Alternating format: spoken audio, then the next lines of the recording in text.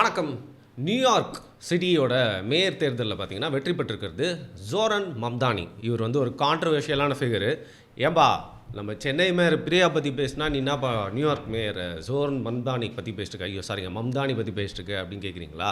இப்போ நம்ம ஊரில் மாதிரி வந்து பார்த்திங்கன்னா பேப்பர் ரோடி இல்லை அப்படின்ற மாதிரி பேப்பர் பதவி இல்லை. அது நியூயார்க் மேயர் அப்படிங்கிறது அங்கே அமெரிக்காவில் வந்து பார்த்திங்கன்னா மேயர் பதவி அப்படிங்கிறது ரொம்ப பவர்ஃபுல்லான பகுதி.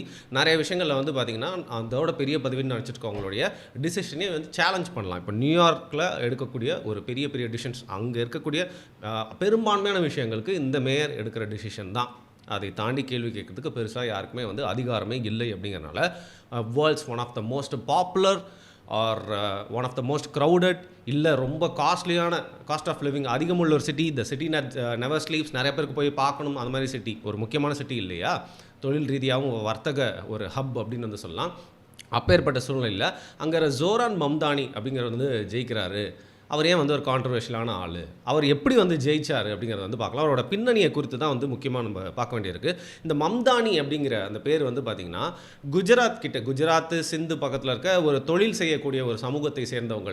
அதுதான் வந்து பார்த்திங்கன்னா அவங்களுக்கு வரக்கூடிய இந்த பேர். முதல்ல உங்கள் அப்பா அம்மாவே வந்து செம்ம மிக்ஸ்டு இந்தியன் உகாண்டன் ஒரு அப்பா, அப்படி கலவையான ஒரு அப்பா. அப்புறம் வந்து பார்த்திங்கன்னா இந்தியாவிலேருந்து போயிட்டு அமெரிக்காவில் செட்டிலான மீரா நாயர் அப்படிங்கிற ஒரு ஃபிலிம் மேக்கர். இவங்க ரெண்டு பேருக்குமே வந்து பார்த்திங்கன்னா பிறக்கிறவர் தான் மம்தானி உகாண்டாவில் பிறந்தாலும் அதற்கப்புறம் ஸ்கூல்லாம் முடிச்சுட்டு அவரோட மேற்படிப்புக்கே வந்து யூஎஸில் போய் செட்டில் ஆகிறாங்க.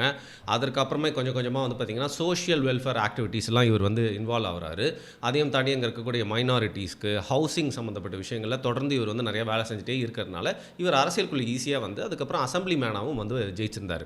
பின்னாளில் வந்து பார்த்திங்கன்னா ஒரு மேயராக நான் வந்து கண்டெஸ்ட் பண்ண போகிறேன் அப்படின்னு சொல்லிட்டு தனியே வந்து அறிவிச்சுக்கிட்டு அதற்கப்புறம் வந்து இவரை பற்றி நிறையா பேசுபொருள்லாம் வந்துட்டு இருக்குது. இவரோட ஆக்டிவிட்டீஸ்லாம் முழுக்க பார்த்திங்கன்னா வந்து சோஷியல் மீடியாவில் பரப்பப்பட்டு இவரோட ஸ்பீச்சு, இவரோட தாட் ப்ராசஸ் எல்லாமே வந்து ஒரு சாராருக்கு ரொம்ப வந்து பிடிச்சிருந்தது. யார் அந்த சாரார் அப்படிங்கிறத மேட்ரு. இவர் தன்னை ஒரு டெமோக்ராட்டிக் சோஷியலிஸ்ட் அப்படி வந்து ஐடென்டிஃபை பண்ணிக்கிறாரு. அதுவே வந்து பார்த்திங்கன்னா சில பேருக்கு இவருக்கு பிடிச்சதாகவும் சரி, இவரை வந்து சந்தேகிக்கும் விதமாகவும் இருக்குது. பேசிக்லி அவங்க தந்தை வந்து ஒரு முஸ்லீம் அப்படின்னு ஐடென்டிஃபை பண்ணிக்கிறதுனால இவரும் தன்னுடைய முஸ்லீம் ஆரிஜின், நான் ஒரு முஸ்லீம் அப்படிங்கிறத ரொம்ப பெருமையாக சொல்லிக்கிட்டாலும் இவர் வந்து பார்த்திங்கன்னா சப்போர்ட் பண்ணுற விஷயம்லாம் ரொம்ப டிஃப்ரெண்ட்டாக இருக்கும். உதாரணத்துக்கு இவர் வந்து எல்ஜிபிடிக்யூ, அது மட்டும் இல்லாமல் வந்து பார்த்திங்கன்னா இமிக்ரெண்ட்ஸ்லாம் வந்து செட்டில் ஆகிறது. அதுக்கப்புறம் வந்து இந்த ஹவுசிங்கில் அங்கே இருக்கிற டேக்ஸு ரெண்ட்லாம் ரொம்ப அதிகமாக இருக்கும்ல, அதை குறித்து பேசுறது எல்லாமே வந்து பார்த்திங்கன்னா ஒரு முஸ்லீமாக இருக்கான், ஆனால் இதுக்கெலாம் வந்து சப்போர்ட் பண்ணுறானே, கேட்டால் டெமோக்ராட்டிக்ன்றான், ஆனால் சோஷியலிஸ்ட்டும் கூட சேர்த்துக்கிறானே அப்படின்னு சொல்லிட்டு இவர் மேலே வந்து நிறைய பேருக்கு வந்து ஒரு மிக்சடான ஒரு வியூ தான் இருந்தது அப்படின்னு சொல்லலாம். அது மட்டும் இல்லாமல் இந்தியன் உகாண்டன் ஒரிஜின் அப்பான்னு சொல்கிறோம்ல, சில பேர் என்ன சொல்கிறாங்க இந்தியாலாம் இல்லைங்க, இந்தியாவில் பிரிக்கிறதுக்கு முன்னாடி பாகிஸ்தான் இருந்துச்சுல்ல, அந்த பாகிஸ்தான் தான் அவங்க அப்பா. So basically is a Pakistani. ஒரு நிறையா ஸ்பீச்சில் வந்து பாருங்கள் பாகிஸ்தானை சப்போர்ட் பண்ணுவார், ஆனால் ஒரு ரொம்ப லிபரலான ஒரு ஆள் மாதிரி பேசுவார் அப்படிங்கிற மாதிரி ஒரு வந்து வந்து பார்த்திங்கன்னா ஒரு சந்தேக பார்வை நிறைய பேர் வச்சு இன்றைக்கு வரைக்கும் பல பேரால் வந்து இவர் இன்றைக்கி நியூயார்க் சிட்டி மேயர் தேர்தலில் ஜெயிச்ச மேயர் ஆகிட்டாலும் இவர் மேலே ஒரு கண்ணு வைங்கப்பா அப்படின்னு ஒரு கான்ட்ரவர்ஷியலான ஒரு ஃபிகராக தான் வந்து பார்த்துட்ருக்காங்க. சரி, இந்த ரீசெண்ட் டைம்ஸில் நீங்கள் நோட் பண்ணி பார்த்தீங்கன்னா தெரியும், நம்ம இங்கிலாண்டில் ரிஷி சுனக் வந்து பிரிட்டிஷோட பிஎம்மாக இருந்தார். அதற்கப்புறம் வந்து பார்த்திங்கன்னா லண்டனோட மேயராக இருக்கட்டும், இங்கிலாண்டோட பல சிட்டிஸோட மேயராக வந்து பார்த்திங்கன்னா அந்த ஊருக்கு சார்ந்தவங்க, அந்த மதத்தை பின்பற்றாதவங்க, அது மட்டும் இல்லாமல் வந்து பார்த்திங்கன்னா ஒரு வேற ஒரு ஆரிஜின், வேறு கண்ட்ரியில் இருந்தது மிக்சட் ரேஸாக இருக்கக்கூடியவங்க, இல்லை வேறு ஒரு கண்ட்ரியை சார்ந்தவங்க வந்து பார்த்திங்கன்னா அங்கேருந்து வந்து செட்டில் ஆனவங்க எல்லாருமே வந்து மேயர் ஆகிட்டே இருக்காங்க அப்படிங்கிறது ஒரு பேசுபொருள் ஆகிட்டே இருந்தது. இப்போது அதுக்கு நியூயார்க்கும் வந்து விதிவிலக்கில்லை. இப்போ வெள்ளையர்கள் அதிகமாக இருக்கக்கூடியவங்க, பெரும்பான்மையாக இருக்கக்கூடிய நியூயார்க் சிட்டியில் எப்படி இந்த ஜோரன் மம்தானி ஜெயிச்சார், அதுவும் இப்படி ஒரு மிக்சட் வியூஸு, அவரோட ஆரிஜின்ஸ்லேயும் ஒரு சந்தேகம் இருக்குது, ஜெயிச்சார் அப்படிங்கிறதா ரொம்ப இன்ட்ரெஸ்டிங்கான மேட்ரு. இவர் முழுக்க கான்சன்ட்ரேட் பண்ணது ஏற்கனவே சொன்ன மாதிரி வந்து பார்த்திங்கன்னா அந்த சிட்டி எப்படி செல்ஃப் சஸ்டெயின்டாக இருக்கிறது. உதாரணத்துக்கு அந்த சிட்டியே வந்து பார்த்திங்கன்னா நியூயார்க் சிட்டியே வந்து கிராசரி ஸ்டோர்ஸ்லாம், காய்கறி கடைங்க, வீட்டுக்கு தேவையான பொருட்கள்லாம் விற்கிற கடைங்க நிறையா வந்து ஓன் பண்ணி அவங்களே விற்று அந்த வருமானம் வந்து அந்த சிட்டிக்கே வரணும்.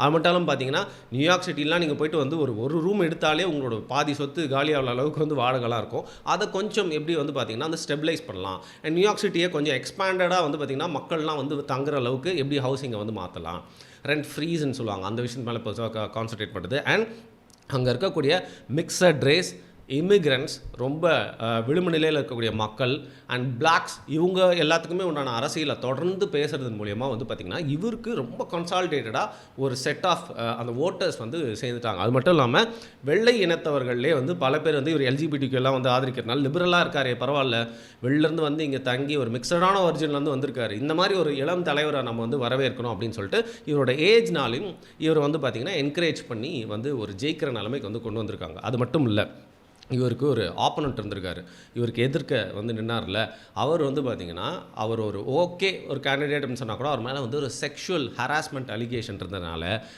நம்ம ஊராக பரவாயில்லைங்க, அங்கெல்லாம் வந்து பார்த்திங்கன்னா மீடியாவில் இந்த மாதிரி ஒரு ஹராஸ்மெண்ட் அலிகேஷன்லாம் எலெக்ஷனுக்கு முன்னாடி வந்துச்சுன்னா சும்மா கூவி விற்றுருவாங்க.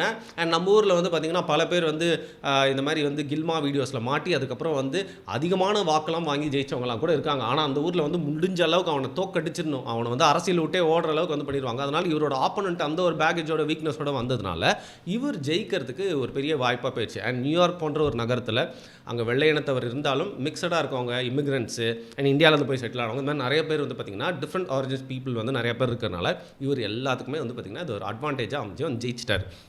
ஆனால் இங்கே தான் அந்த ஓட்டிங் சிஸ்டம் பற்றி பேசி ஆகணும். அதாவது ரேங்க்டு சாய்ஸ் சிஸ்டம் அப்படின்னு சொல்லுவாங்க. அந்த சிஸ்டம் ஆஃப் ஓட்டிங் வந்து இவர் ஜெயிக்கிறதுக்கு ரொம்ப ஒரு பெரிய வாய்ப்பை ஏற்படுத்தி கொடுத்துருக்கு. சில பேருக்கு தெரிஞ்சிருக்கலாம், சில பேருக்கு தெரியாமல் இருக்கலாம். இந்த இன்ட்ரெஸ்டிங்கான voting system, ranked choice voting சிஸ்டம்னா என்னென்னு பார்க்கலாம். இது ஆஸ்திரேலியா, நியூசிலாந்து போன்ற பல கண்ட்ரீஸ்லையும் வந்து அதை கடைப்பிடிக்கிறாங்க. யூஎஸில் வந்து பார்த்திங்கன்னா வந்து நிறைய மாகாணங்களில் இந்த மாதிரி, நியூயார்க்லேயும் வந்து கடைப்பிடிக்கிறாங்க. இந்த மாதிரி நிறைய மாகாணங்கள் கடைப்பிடிக்கிறாங்க. என்ன மேட்டர் அப்படின்னா, இப்போ ஒரு 4 பேர் எலெக்ஷனில் நிற்க போகிறாங்க அப்படின்னு வச்சுக்கோங்களேன். சரி, இப்போ நான், அதுக்கப்புறம் வந்து பார்த்திங்கன்னா வந்து ஸ்டாலின், அதுக்கப்புறம் எடப்பாடி, அதுக்கப்புறம் விஜய், நாங்கள் 4 பேருமே ஒரு எலெக்ஷனில் நிற்கிறோம் அப்படின்னா வந்து உங்களோட ஓட்டை வந்து நீங்கள் ஒருத்தருக்கு மட்டுமே, இப்போ நம்ம ஊரில் போடுறோம்ல அந்த மாதிரி வந்து போடாமல் எப்படி வந்து சூஸ் பண்ணலாம் அப்படின்னா ஹெய்ரார்கி படி. எனக்கு இதில் 4லே வந்து பார்த்திங்கன்னா வருண் தான் பெஸ்ட்டாக இருக்கார், அவர் வந்து நம்பர் 1ல் வச்சிடலாம். அதுக்கப்புறம் யார் அவருக்கு ஈக்குவலான ஒரு அரசியல்வாதி, மக்களுக்கு ரொம்ப பிடிச்ச அரசியல்வாதினா வந்து பார்த்திங்கன்னா ஸ்டாலின் செகண்ட் பிளேஸில் வச்சிடலாம். அதுக்கு அடுத்தது வந்து பார்த்திங்கன்னா எடப்பாடி பழனிசாமி, அவரை 3rd பிளேஸில் கொடுத்துட்டு அப்புறம் விஜய்க்கு 4th பிளேஸ், இப்படின்னு என் ப்ரையாரிட்டிஸை வச்சிடலாம். ஸோ இதே மாதிரி செகண்ட் சான்ஸும் வந்து கிடைக்கும். அப்போ நீங்கள் போடுறப்போ வந்து பார்த்திங்கன்னா இந்த 4 பேரில் யார் அதிக வாட்டி நம்பர் 1ல் இருந்திருக்காங்களோ அவங்க வந்துடுவாங்க. அதுக்கப்புறம் மீதி அதிக பேரால் தேர்ந்தெடுக்கப்பட்டவங்க அவங்க வந்துடுவாங்க. திருப்பியும் வந்து ரேங்க்டு சாய்ஸ் ஓட்டை வச்சு இதில் நீங்கள் ஹெய்ரார்கி இப்படி 1 and 2 வச்சுட்டே இருக்குங்களா. இந்த ஒரு ப்ராசஸ் மூலிமா வந்து ஜெயிக்க வைக்கிறது தான் ரேங்க்டு சாய்ஸ் ஓட்டிங் சிஸ்டம். கொஞ்சம் டிஃப்ரெண்ட்டாகவும் இருக்குது, கொஞ்சம் குழப்பமாகவும் இருக்குது இல்லையா. அதில் ப்ரோ என்னன்னு பார்த்தீங்கன்னா, நம்மளோட ஓட்டிங் அப்படிங்கிறது ஒரே ஒருத்தருக்கு அப்படின்றது மட்டும் இல்லாமல் மற்றவங்களாம் கண்டுக்காமல் போகிறது. ஏன்னா எல்லாருமே அரசியலுக்கு வராங்க, நல்லது செய்யணும்னு வராங்கன்னா அவங்கள ஐடென்டிஃபை பண்ணாமல் ஒருத்தர் மட்டுமே ஓட் பண்ணுறோம்ல, அந்த ஒரு விஷயம் இல்லாமல் எல்லாருக்குமே எப்படி ஹெய்ரார்கி கொடுக்குறோன்னு இதில் வந்து தெரிஞ்சுக்கலாம். இன்னொன்று என்ன அப்படின்னு பார்த்தீங்கன்னா, கேம்பெயின் பண்ணும்போதே வந்து ரொம்ப டாக்ஸிக் கேம்பெயினிங் அதெல்லாம் இல்லாமல் எல்லாருமே வந்து வெறும் மோஸ்ட் ஆஃப் த நல்ல விஷயங்களே மக்கள்கிட்ட வந்து அவங்களோட அறிக்கைகளாவோ வாக்குறுதிகளாகவோ கொடுக்கறது மூலியமாக இந்த ரேங்க்டு சாய்ஸ் அந்த சிஸ்டம் மேலே பயத்தினால வந்து பார்த்திங்கன்னா சரியான அரசியலை வந்து பண்ணுவாங்க. மாற்றி அடிச்சுக்காமல் மக்களுக்கு எது நல்லதோ அதை வந்து உண்மையாக பேசுவாங்க. இந்த மாதிரி விஷயங்கள்லாம் வெளிக்கொண்டு வரும். ஆனால் என்ன ஒன்று, இது கவுண்ட் பண்ணுறது, இதுக்கான எடுத்துக்கிற டைம், இதெல்லாம் மாதிரி கான்ஸ் வந்து அதிகமாக இதுக்கெலாம் இருக்குது. சரி, இந்த ரேங்க்டு சாய்ஸ் சிஸ்டமில் இவர் வந்து ஜெயிச்சிருக்காரு. என்ன மேட்டர்னா, இவரை நிறைய பேர் வந்து நம்பர் 1 போடல அப்படின்னா கூட வந்து பார்த்திங்கன்னா இவரை நம்பர் 2 நம்பர் 3 நிறைய பேர் போட்டிருந்தாங்களே, அதன் மூலியமாக பெரும்பான்மையான டிஃப்ரெண்ட் ஆரிஜின் உள்ள பீப்புளெலாம் வந்து பார்த்திங்கன்னா இவர் பெரும்பான்மையாக நம்பர் 1 போட்டதுனாலையும் இவருக்கு அந்த வெற்றி அப்படிங்கிறது ஈஸியாக வந்து சேர்ந்துருச்சு. இதையும் தாண்டி முக்கியமாக அவர் ஜெயிக்கிறதுக்கான முக்கியமான ரீசன் என்னென்னா, யங் ஓட்டர்ஸை கவர்ந்தது மட்டும் இல்லாமல் சோஷியல் மீடியாவில் தன்னோட கேம்பெயினை முழுக்க வந்து பயன்படுத்திக்கிட்டார். சோஷியல் மீடியா பிளாட்ஃபார்மை அது வந்து பார்த்திங்கன்னா செம்ம ரீச் ஆயிடுச்சு. அதையும் தாண்டி இப்போது பெரும் நகரங்களில் ஒரு பெரும் பிரச்சனையாக பாமர மக்களுக்கு, மிடில் கிளாஸ் பீப்புளுக்கு இருக்கக்கூடியது டிரான்ஸ்போர்ட்டேஷன் தான். நியூயார்க்லாம் வந்து பார்த்திங்கன்னா வந்து நல்ல ஹை கிளாஸ் அப்படின்னு சொல்லப்படுறவங்களே வந்து பப்ளிக் டிரான்ஸ்போர்ட் தான் யூஸ் பண்ணுவாங்க. அப்படி இருக்கிறப்போ அந்த டிரான்சிட், அது கேபாக இருக்கலாம், பப்ளிக் டிரான்ஸ்போர்ட், இதற்கெலாம் வந்து கொஞ்சம் விலையெல்லாம் வந்து குறைப்பேன், எல்லாருமே யூஸ் பண்ணுற மாதிரி மாற்றுவேன்னு சொன்னது பெரும் ஆதரவு வந்து இவருக்கு வந்து சேர்ந்திருக்கு. சரி, இவர் ஜெயிச்சிட்டாரு, கான்ட்ரவர்ஷியல் ஃபிகர்னு சொல்கிறாங்க. அது ஒரு டிஃப்ரெண்ட் கல்ச்சுரல் பேக்ரவுண்ட் வந்து நியூயார்க் சிட்டியோட, அண்ட் இதையும் சொல்ல மாட்டேன், ஒரு இந்தியன் ஆரிஜின் அப்படின்னு நினைக்கப்படுறவராக வந்து பார்த்திங்கன்னா இவர் வந்து, அண்ட் ஆல்சோ முஸ்லீமாக இவர் வந்து ஒரு முதல் மேயர் நியூயார்க்கு. ஸோ என்ன பண்ண போகிறாரு அப்படிங்கிறது எல்லாருமே வந்து ஆவலாக பார்த்து காத்துட்ருக்காங்க. நம்மளும் வந்து ஒரு உற்று நோக்கம் கவனிப்போம்.